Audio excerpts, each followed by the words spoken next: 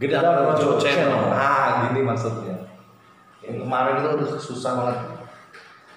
Kembali lagi dengan GRC Crew, kayak nama geng. Ya. Kali ini salah satu krunya GRC yaitu Bro Muhammad Rikazi alias Rizky. Waduh, Alias Ricky.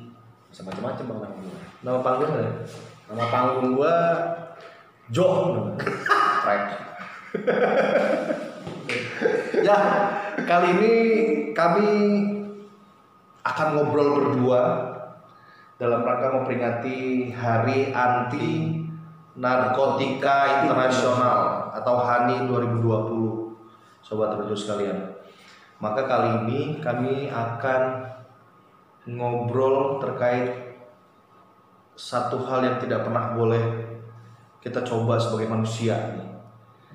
Karena kami berdua akan bercerita tentang apa yang pernah kami lakukan, apa yang pernah kami alami terkait dengan hal haram yang namanya narkoba.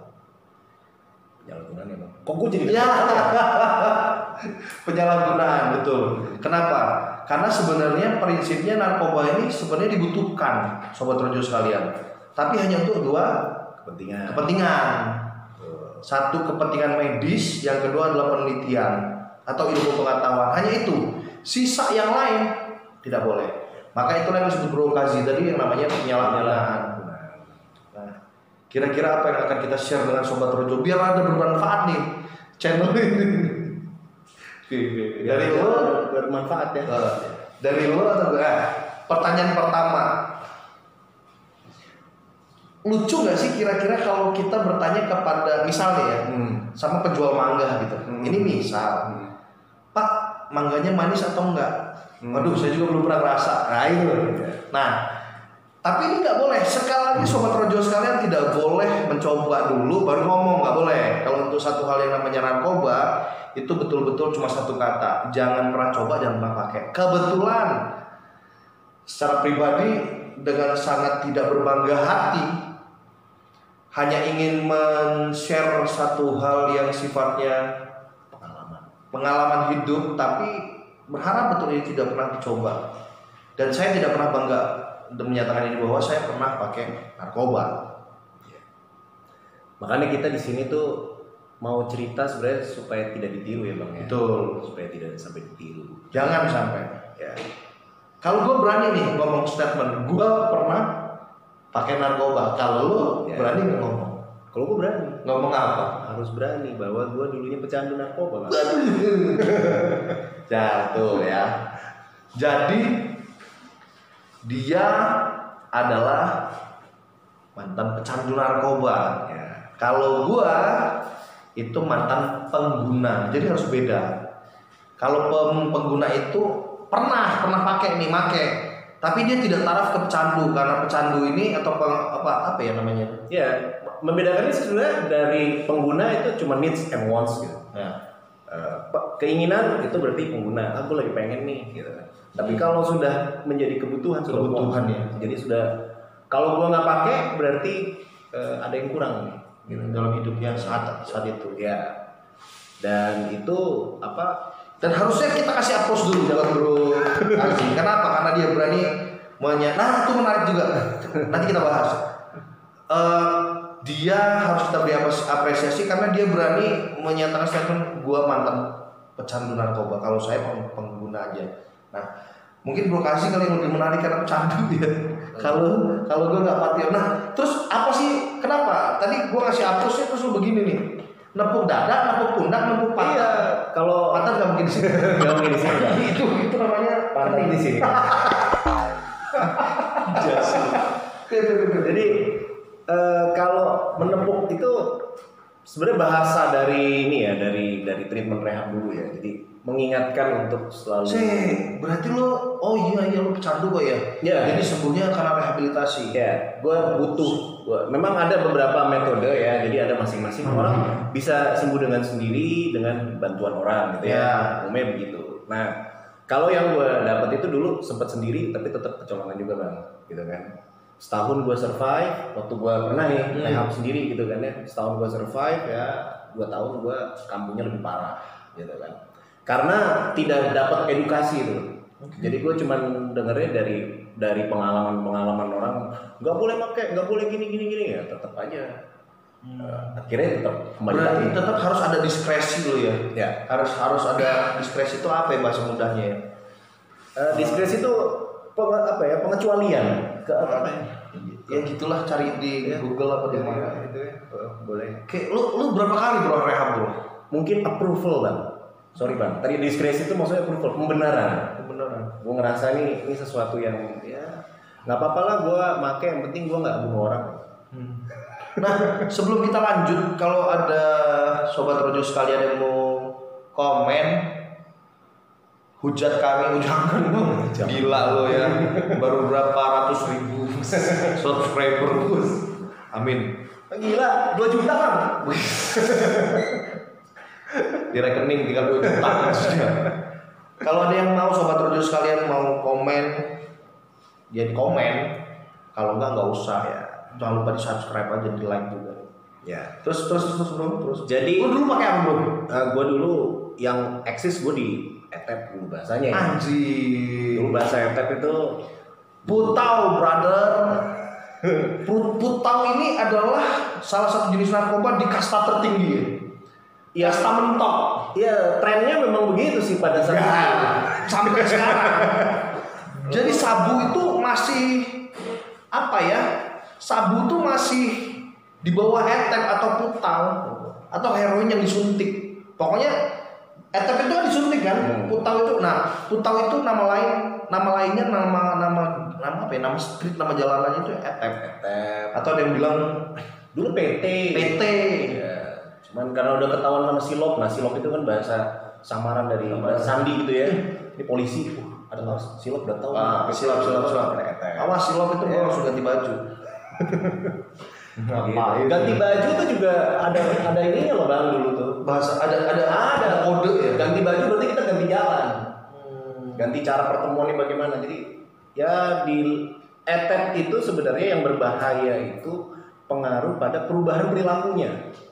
Yang berbahaya ya. Kalau semua jenis narkoba ya sobat Rojo sekalian juga, semua narkoba yang disalahgunakan ya jelas sama menurut gue bahayanya. Gue nggak mau kotak-kotakan yang paling tinggi bang, sorry bang, karena nanti yang pengguna sabu iya sih banyak gitu loh. Cuma enggak, maksud gue begini, sorry bro. Iya, gue secara pribadi tidak mengkotakkan. Cuma gue juga punya pengalaman pribadi itu bahwa pengguna etep ini kayak kontrak mati gitu loh bro. Kenapa? Karena dia pakai jarum suntik. Ya.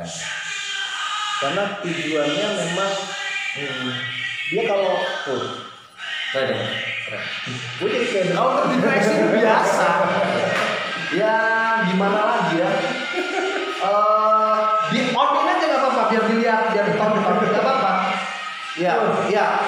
Nah jadi kurang lebih gini, apa namanya sobat Rojo sekalian, bahwa gue nggak pernah mengkotak-kotakan antara lu pengguna sabu, pengguna putau. Hai, sebentar ya, lagi syuting. Kedeteksi ada pengawasnya. Ada satpam. Oh iya, ada satpam. Gila lu. Ada bosnya beliau. Ibu negara betul bang. Jadi kembali lagi tadi itu bukan apa-apa, dia tuh pakai jarum suntik terus. Oke. Nah, ceritain deh. Kalau tadi lu bahas masalah jarum suntik ya, gua kan bahas kayak gini. Proses menggunakan jarum suntik itu karena Prismon. Sorry banget. Sobat Rojo sekalian, ini mungkin apa ya? Mungkin cerita kami melompat-lompat kali ya. Mungkin cerita kami melompat-lompat karena apa? Satu hal yang perlu Sobat Rojo pahami, bahwa bercerita tentang aib itu tidak semudah yang panjenengan atau kalian sekalian sangka gitu. Dan kami sendiri di GRC Crew juga bukan memaksa sih akhirnya, meminta untuk Bro kasih bercerita. Gua pun bercerita itu ya jadi malu, tapi nah ini mohon maaf ya kalau mau komentar lanjut bro. Sekali lagi kan ini demi kebaikan. Sajanya itu, jadi tolong jangan dibully supaya jangan sampai kayak gua dulu gitu. Ya jangan sampai kayak gua dulu gitu. Kayak kita ya. Ya jadi proses tadi tuh. Jadi pakai narkoba itu dulu zaman pakai etep ya. Itu awalnya memang hanya dihisap, dibakar, dihisap pakai apa namanya kertas timah gitu ya. Karena memang harga masih murah. Nah, ketika krisis nih, singkat cerita, barulah di situ mulai proses yang namanya menggunakan jarum suntik. Ya. Jadi tidak semua pengguna etep itu menggunakan jarum suntik. Gitu. Justru malah kalau tahun 98 misalkan setelah Krismon ada yang menggunakan jarum suntik, wah itu pasti orang kaya banget lah. Termasuk lo ya? Gitu. Enggak. Kayak gitu. Tetap pakai jarum suntik. Terus ya kan. Jadi proses awal pertama kali pakai itu karena memang pergaulan dari temanan gitu ya, dari salah pilih teman gitu ya. Memang kenapa sih salah? Karena salah itu sekarang gue baru bisa ngomong sekarang gitu. Tapi gue dulu punya pembenaran, nah yang tadi lu bilang tadi itu masalah apa tuh diskresi, karena gue juga gak ngerti juga masalah diskresi gitu. Tapi pembenaran di situ adalah gue pengen cari jati diri supaya gue nggak dibully gitu. Supaya gue nggak diasingkan dari lingkungan gitu. supaya lu bisa masuk dalam satu komunitas. Masuk dalam satu komunitas yang diakui gitu. Ya, nah, itu salah ya. Jadi disitulah tahapannya. Nah, mulai kenalnya itu ya dari tetangga dulu itu. Tetangga udah. Tapi kalau seputar masalah cerita-cerita itu gue nggak bisa lebih detail. Iya, gue paham dan sobat radio sekalian harus paham ya. Ya, cuman memang semua itu akan terlibat, semua sakit bang. Lu bayangin waktu dulu konselor waktu gua di rehab dulu itu konselor gua bilang orang tua kamu tuh juga sakit jiwa. Hah? Gua kan marah. Iya loh bang, lu bayangin nyokap gua dibilang sakit jiwa, semua keluarga itu dibilang sakit jiwa. Maka gua langsung gini loh, pada saat gua kayak gitu, kenapa begitu? Iya karena harus emang menghadapi kepalsuan dalam perilaku gua setiap hari gitu. Satu yang sudah pasti itu yang gua dapet ya, yang gua jalanin itu perilaku adalah memanipulasi, pembohong. Wah. Ya, lu tau lah kebohongan besar gua sampai agama yang gua bawa gitu kan bang. Itu masih kita ceritain di sini.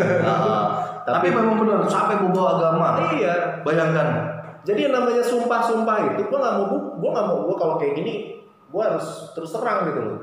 Sumpah demi Allah sekalipun berani. Gitu. Berani betul. Iya kan. Sangat manipulatif ya. Beranian itu akhirnya nggak tahu kenapa dan itu sadar posisinya bang. Makanya kenapa gue bilang itu namanya kebutuhan. Karena gue sadar gue ngucapin apa gue ingat apa yang gue lakukan dulu gitu. Nggak gila gue nggak hilangin ingatan. Gue ingat apa yang gue lakuin. Sorry bro, lu tuh pengguna portal aktif dulu. Aktif. Kalau intensnya paling sekitar 5 tahun lah ya. Wah, 5 tahun emang top ya. Tapi gue mulai mengenalkan itu 8 tahun kemudian kalau gue hitung karena ada berhentinya juga kalau berhenti setahun gitu kan. Ya mungkin kalau secara ini bisa kita jadiin konten selanjutnya ya. Tapi kemudian proses rehab bro. Nah, menariknya proses rehab ini, gue 4 kali banget proses rehab. Jadi pertama masuk rehab pertama, keluar relap itu kambuh pakai, masuk kedua, relap lagi 3 dan keempat. Ya ceritanya. Iya, jadi rehab pertama itu gue ditangani masih di ranah-ranah di keagamaan lah ya, pesantren. Tapi sebenarnya pesantren itu tidak menerima rehabilitasi narkoba kan. Karena dulu rehabilitasi narkoba. Dulu ya kita bicara tahun sekitar 98-an ya. Gue masuk rehab itu dari tahun 96. Awal pertama kali masuk rehab. Ya, artinya untuk pemulihan ya, untuk pemulihan. Gue baru bisa ngomong pemulihan karena dulu supaya kamu sembuh kan, ketahuan kan kemarin. Biar kamu sembuh, biar kamu masuk pesantren. Tapi di pesantren karena dilihatnya nyokap gue tuh taunya agama, ya, gitu. Jadi akhirnya di situ lah itu dibawa. Karena tahun-tahun segitu tuh, sorry dipotong informasi lengkap tentang narkoba dan penanganan itu, waduh, ya, apa ya, nggak ada ya. Tahun 96 itu ya, tahun 95 96 itu nggak ada. Ya aktif ya tahun berapa sih? 2000-an ya, baru aktif ya. Penanggulangan ya. Penanggulangan ya? Tahun 2000-an ya. Jadi bayangkan, ya mohon maaf kalau ibu dari Bro Kazi tidak tahu hanya sekedar pesantren aja. Ya, jadi papa dari situ. Jadi tahu 96 gue masuk, kemudian tahun 97 keluar gitu ya.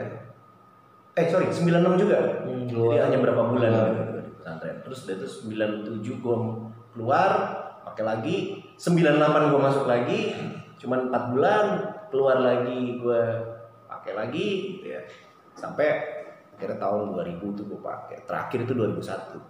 Nah, di terakhir ini di rehab terakhir ya gue ngerasa di sini ada sedikit pencerahan karena memang proses pendewasaan kan. Gini aja, jangan disebut ya. Tempat rehab yang keempat yang bisa menyembuhkan jangan disebut ya. Nanti kalau ada yang pengen tahu banget komen kali ya. Atau gimana sih? Boleh. Gue nggak tahu teknisnya gimana karena nyebut merek institusi itu. Iya, nanti kalau merek institusi biar nanti barangkali ada yang lihat kan, ada yang tahu gue mantan rehabnya mau di endorse dia punya. Jadi gue tapi nggak apa-apa, gue seneng sama endorse. Gue seneng sama endorse dan gue yakin anak-anak GRC Gedang Rojo Channel seneng banget kalau bisa ada endorse kami terus. Jadi gitulah ya. Kan kita udah 2 juta bang. 2 juta itu rekeningnya dia tuh. 2 juta kritikan. Ayo ya. Jadi itu apa? Sampai mana tadi gue? Rehab terakhir. Nah, di rehab terakhir gue diajarkan banyak nilai-nilai bersosialisasi, nilai-nilai bermasyarakat gitu. Secara internasional karena treatmentnya internasional gitu. Dipakainya gitu kan. Terapi yang dipakai adalah terapi community. Jadi komunitas, terapi komunitas di mana komunitas yang bisa menyembuhkan orang-orang gitu. Kalau gue kan kayak misalnya kan ustadz gitu kan, ustadz. Nah, ustadz itu kan tidak pernah mengalami yang namanya kecanduan gitu. Nah, ini konselor itu adalah pembina lah ya bahasanya ya, pembina dia yang memiliki pengalaman sebelumnya dan dia juga belajar. Gitu. Sorry bro, gue minta tolong ambil kertas dulu ya sambil siapa tahu ada yang mau gue tanya gitu. Ya. Pena dan kertas. Terus. Jadi dari situ gue banyak dapat pembelajaran tentang perubahan perilaku, tentang bagaimana cara kita menghadapi suatu masalah, gitu ya. Terus bagaimana cara kita untuk bisa menemukan sosok role model yang ideal. Gitu. Role model apa tuh? Role model itu panutan. Kalau gua tahu. Sahabat Rojo yang belum tahu. Ya, role model itu panutan. Bagaimana kita bisa menemukan panutan yang benar-benar menjadi contoh yang baik. Nah, dan panutan itu pun yang terukur gitu loh bang. Ya kan. Misalnya gini. Ya panutan gua seorang yang agamis gitu ya, sementara kan gue belum sampai ke situ ya, nggak bisa, karena nanti ketika gue udah sampai menuju ke situ gue nggak bisa, gue putus asa. Jadi ada manajemennya juga di situ, nggak sembarangan gue ngambil satu role model. Nah dari masalah cara-cara seperti itulah yang gue kira bisa gue petik lah di situ. Tapi satu yang menarik di sini bang, inti dari semua dari rehab itu bahwa sikap gue tidak pernah berubah. Artinya dari manipulatif gue itu nggak pernah berubah bang. Nggak berganti, nggak hilang. Maksudnya gimana nih Ustaz? Piye bro, maksud lu apa tuh bro? Maksudnya apa maksudnya? Gini, jadi tidak akan pernah hilang. 8 tahun itu ya gue dapat dari salah satu dokter psikiater dulu ya. Sebelum gue melakukan rehab itu tentu gue ada dokter dulu yang merekomendasikan gue akhirnya masuk rehab itu dulu. Jadi ada detox namanya sistemnya, detoksifikasi itu untuk yang membersihkan dulu ya, soal medis ya. Ya, tapi dia juga mengingatkan secara psikis juga ya, perubahan tentang perilaku itu. Dia bilang sama nyokap gue gini, Bu, anak ibu itu yang tidak akan berubah itu manipulatif, kebohongan ya.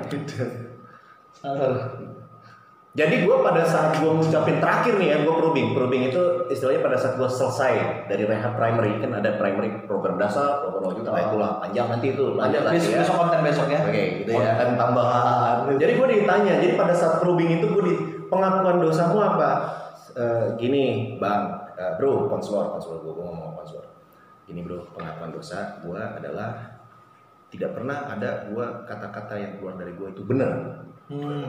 Tidak ada semua kata-kata yang gue keluarkan itu benar. Itu pengakuan dosa gue. Jadi memang harus ada pengakuan itu. Jadi semuanya bullshit ya. Oke. Ya.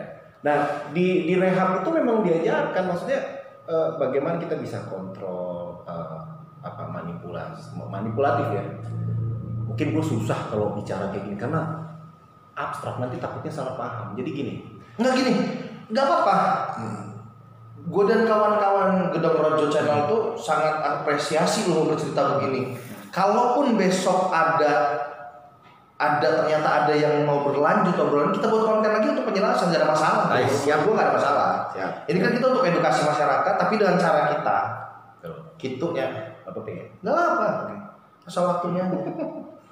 Ya kalau bicara pokoknya gini.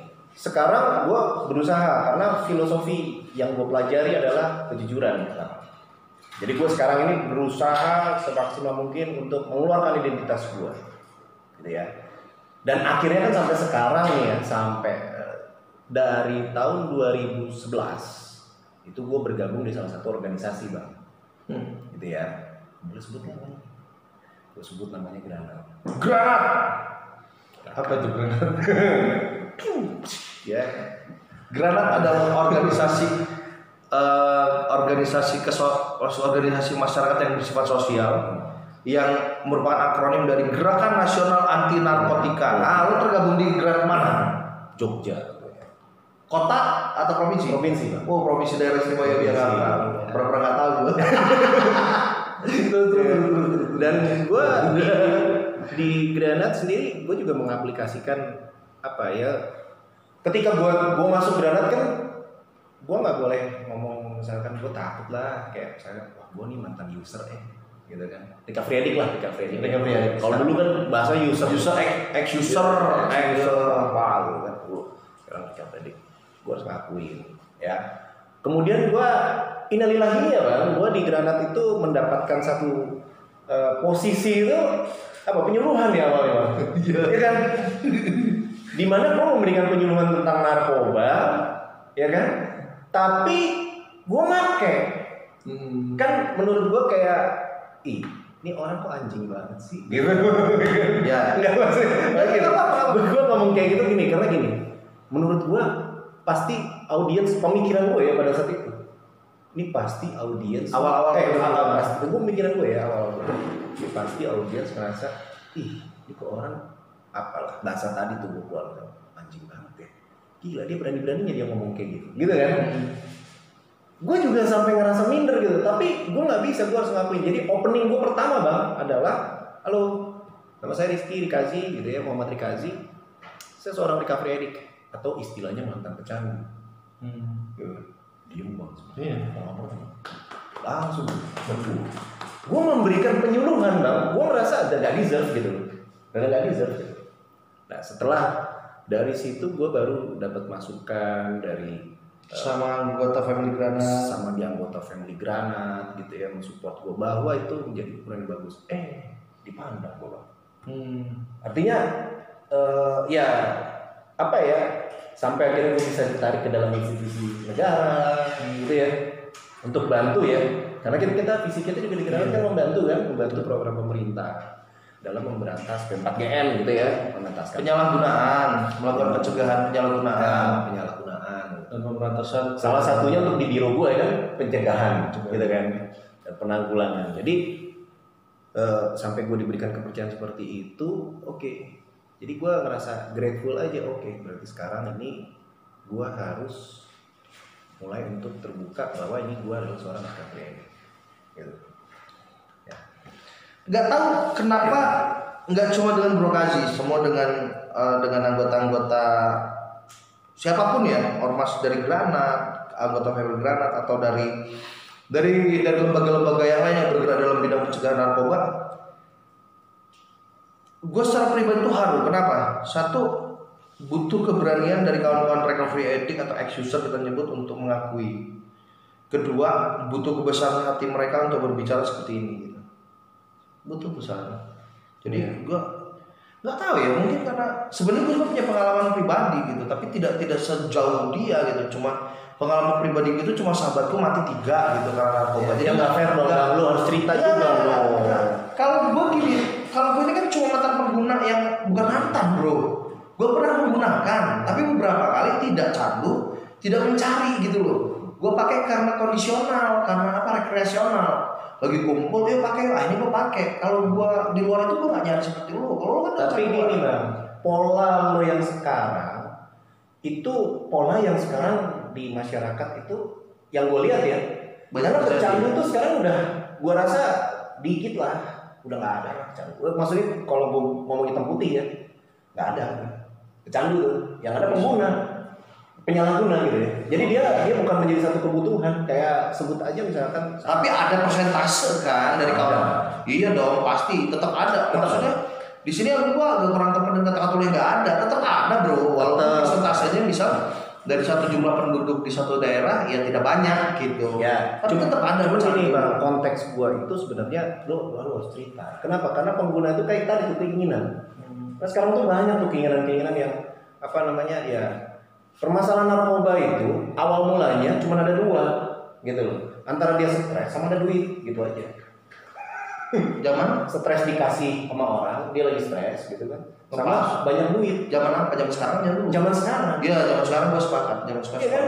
Ada duit banyak dia, terus dia nggak tahu harus keluarkan kemana. Nggak ada. Iya. Dia tersikik, dia coba.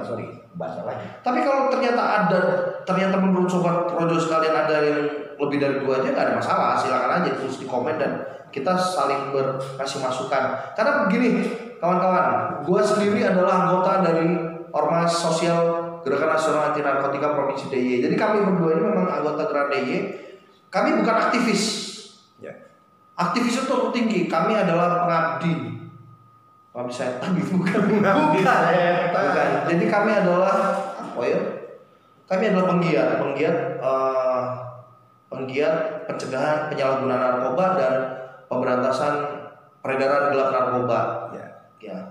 Secara pribadi gue bersyukur banget ada Bro Kazi di Granat. Secara umum bukan soal Granatnya. Saya sangat berterima kasih kepada Tuhan, grateful banget bisa bertemu dengan sosok hebat seperti beliau. Secara pribadi bukan ngomong soal Granatnya. Saya punya sahabat, saya punya saudara seperti Bro Kazi gitu. Mungkin kali ini sementara cukup demikian kayaknya. Walaupun sebenarnya banyak banget yang gue aja belum sharing gitu ya. Dan Bro Kazi ini gue pastikan cuma nggak ada lah, nggak ada secuil. Ini baru belum cerita yang lain sobat Rojo sekalian memang, tapi ini terbatas waktunya memang. Ya. Karena kami harus syuting lagi di stasiun TV yang internasional. Ya. Internasional ya. Bukannya kita interplanet ya. Takut kepanjangan sih, tapi mudah-mudahan kita lihat antusiasme dari sobat Rojo sekalian. Mudah-mudahan ini bisa berlanjut, tapi saya pastikan cerita ini soal narkoba kami adalah pelakunya dan ini belum seberapa dari kisah hidup kami. Sekali lagi thank you banget brother. Dan ini bang dalam rangka dalam rangka memperingati Hari Anti Narkotika Internasional atau ANI tahun 2020. Acaranya itu tiap tahun diadakan secara nasional di semua negara di tanggal 26 Juni. Cuma ini sebenarnya tanggal 26 Juni saudara-saudara sekalian, sobat Rojo, tapi nggak tahu uploadnya kapan. Sudah pasti saya janji telat. Sebenarnya kita menunda ini untuk diupload itu karena kita juga harus menyaring dulu. Gua yang sebenarnya harus nyari. Jadi gini, Bang, gua takut nanti ada kata-kata gua. Jadi ini kan sebenarnya kan yang gue alamin gitu ya, dan statement yang gue keluarkan gitu, pandangan umum gue terhadap masyarakat itu adalah pandangan gue pribadi gitu. Ini cerita ini menurut saya tolong disikapi sobat Rojo sekalian bahwa ini adalah pengalaman kita pribadi ya. tidak membawa-bawa orang lain, juga tidak membawa nama Granat misal begitu. Walaupun kami anggota Granat ya. Jadi ini betul-betul murni dari kami dengan harapan mengedukasi. Ya, ini pembuka lah. Ya, pembuka. Mudah-mudahan jadi pembuka. Semoga view-nya naik, subscribe naik. Kita janji akan buat satu, enggak usah janji deh. Kita buat Jangan, lagi dengan kau tidak bisa menepatinya. Ya, betul bukan. Ya. Hidup tidak semudah itu, Ferguson. Ya. Gitu. Terima kasih, Bro. Kita akan ngobrol lagi, Thank you buat DPD Granat, Gerakan Nasional Anti Narkotika Provinsi DIY yang disebut-sebut. Mohon maaf lahir batin. Mudah-mudahan tidak ada masalah. Amin. Amin. Kapan-kapan kita akan berjumpa lagi. Terima kasih sobat Trojo sekalian. Jangan lupa untuk Iya betul. Jangan lupa like, komen, share, and subscribe. Ya. Jangan cuma nonton, subscribe yang penting dan sampai selesai. Terima kasih. Terima kasih.